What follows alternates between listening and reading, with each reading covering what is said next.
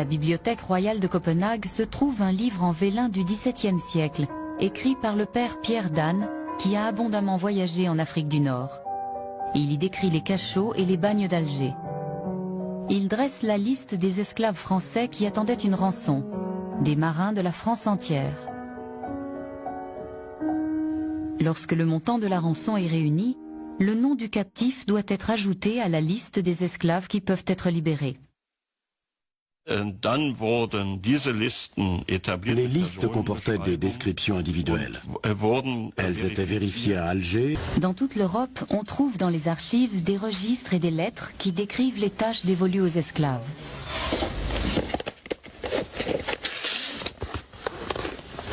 Voyons voir ces lettres. En voici une. Parmi les archives, Éric Goebel a découvert un document exceptionnel par sa rareté.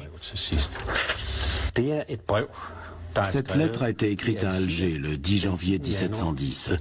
Elle est en danois. L'écriture n'est pas très belle, mais ce qu'il faut voir, c'est ceci.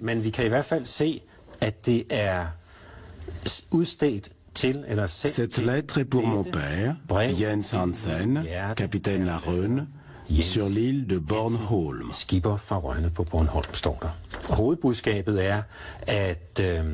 C'est un jeune homme qui a été fait prisonnier dans le détroit de Gibraltar. Il s'est retrouvé esclave à Alger et il est au plus mal. Il demande à sa famille d'envoyer de l'argent pour racheter sa liberté. Il a estimé le nombre des esclaves blancs à 25 000 à l'époque à Alger.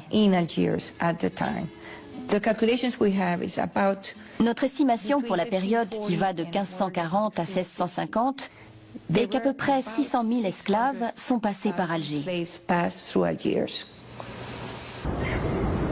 Les archives royales danoises ont conservé plusieurs documents liés à ces accords. Voici un sauf-conduit algérien. Nous n'avons que la partie danoise. Comme vous le voyez, il en manque une partie. C'est un document que le capitaine danois emportait avec lui. Ce sauf-conduit date de 1838. On est déjà quasiment à la fin de l'existence de ce système. Le vaisseau concerné est le Magdalene, immatriculé à Copenhague. Il a effectué un voyage depuis la capitale. Son capitaine était Jacob Ebert et il devait emprunter le détroit de Gibraltar. Les pirates algériens, de leur côté, avaient reçu la partie supérieure du document envoyé depuis le Danemark et qui correspondait parfaitement avec la partie inférieure. Le capitaine danois présentait sa partie, le pirate la sienne, et si les deux s'emboîtaient, cela signifiait que le navire danois venait d'un pays qui s'était acquitté du droit de passage. Le roi avait payé, donc le bateau pouvait naviguer librement.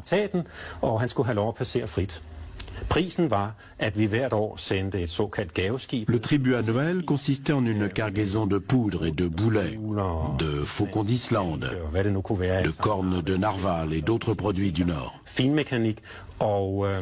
C'était de cette manière que le traité était scellé.